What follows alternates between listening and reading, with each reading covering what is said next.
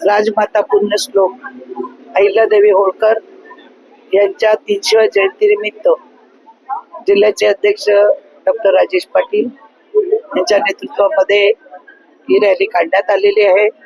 त्याचप्रमाणे सिंदूर रॅली म्हणून सर्व महिलांनी सुद्धा लाल ड्रेस परिधान करून या देशामध्ये ज्या घटना घडल्या आहेत, देशाचे पंतप्रधान आदरणीय नरेंद्रभाई मोदीजी, हे राज्याचे मुख्यमंत्री देवेंद्र फडणवीस साहेब यांच्या सगळ्यांच्या आदेशानुसार आज जिल्ह्याचा नवी मुंबई जिल्ह्याचा कार्यक्रम आज होत आहे।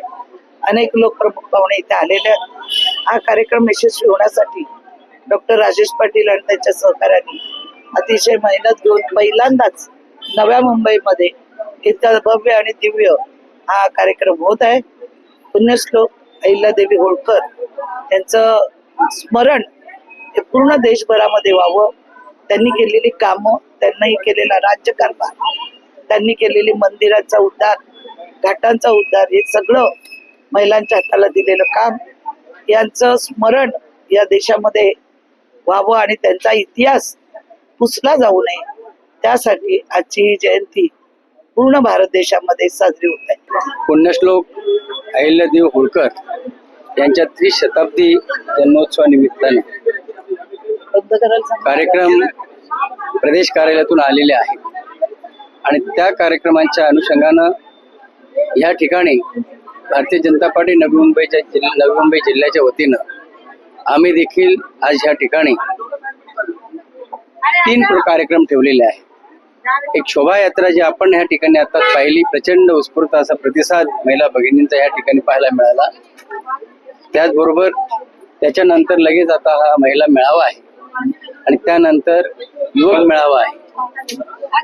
पुण्यश्लोक अहिल्यादेवी होळकर यांची जयंती थाटामाटात साजरी झाली पाहिजे, हा उद्देश डोळ्यासमोर ठेवून केंद्र आणि राज्य सरकारच्या माध्यमातून या ठिकाणी आज हे जिल्हास्तरीय आमचे कार्यक्रम होत आहे।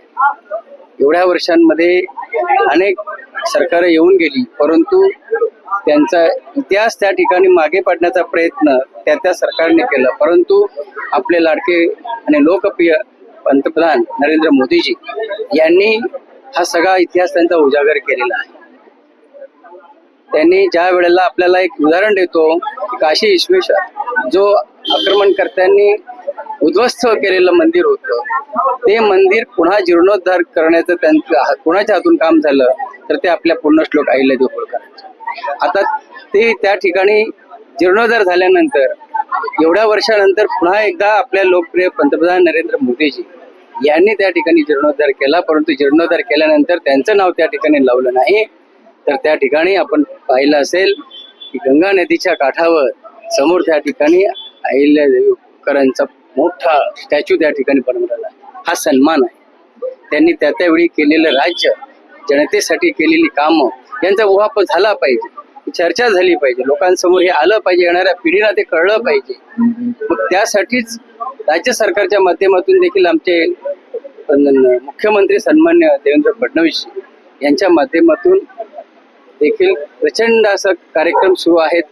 कॅबिनेट जी एक कॅबिनेट असते संपूर्ण मंत्रिमंडळाची, ती कॅबिनेट देखील त्यांच्या गावी, जन्मगावी, पुण्यश्लोक अहिल्यादेवी होळकर यांच्या जन्मगावी त्या ठिकाणी कॅबिनेट घेतली। संपूर्ण कॅबिनेट, सगळे मिनिस्टर तिथं होते। अनेक त्या जिल्ह्यांमधले प्रलंबित प्रश्न मार्गी लावण्याचं काम त्या कॅबिनेटमध्ये त्या ठिकाणी झालं। किती मोठा हा सन्मान, हा त्या ठिकाणी सन्मान करण्याचं काम आमचे मुख्यमंत्री देवेंद्र फडणवीस साहेब यांनी केलेलं। आज आपल्या लाडक्या आमदार मंदाताई म्हात्रे ह्या देखील शोभायात्रेमध्ये सहभागी झाल्या, त्या देखील महिला आहेत। कालच त्यांच्या अंदाज समितीची एक बैठक ही धुळ्याला होती, परंतु तरी सुद्धा आपल्या ह्या कार्यक्रमासाठी हे इथं आलेले आहेत, हे विशेष आहे। पुण्यश्लोक अहिल्यादेवी होळकरांचं त्या ठिकाणी कशा पद्धतीनं सन्मान झाला पाहिजे यासाठी आमदार आमच्या उपस्थित आहेत। अनेक आमचे कार्यकर्ते, पदाधिकारी, माजी नगरसेवक, नगरसेविका सर्व उत्स्फूर्तपणे महिला भगिनी त्या ठिकाणी तयार आहेत। एक महिलेचा त्या ठिकाणी सन्मान होते, त्यांनी केलेला राज्यकारभार, एक महिला त्यावेळी 300 वर्षापूर्वी राज्य करते आणि ती त्यांनी जो राज्यकारभार केला तो लोकांसमोर येण्यासाठी आज सगळी फौज या ठिकाणी उभी आहे। आमचा उद्देश असतो आहे महिला ह्या या माध्यमातून सगळी माहिती पूर्ण आपल्या समाजापर्यंत, प्रत्येक घटकापर्यंत त्या ठिकाणी जावं. ते एका समाजाच्या नव्हत्या, त्या पूर्ण बहुजन समाजाच्या होत्या, हे लक्षात घ्या. आणि तोच माध्यम आम्हाला देखील करायचा आहे. म्हणून आज मी आपल्या आमदार म्हणतात मात्र यांचं देखील आभार मानेन की त्या वेळात वेळ काढून ह्या ठिकाणी आलेले आहेत. जिल्ह्याचा कार्यक्रम आहे, अनेक जण ह्या ठिकाणी आपले सगळे माजी पदाधिकारी आलेले आहेत.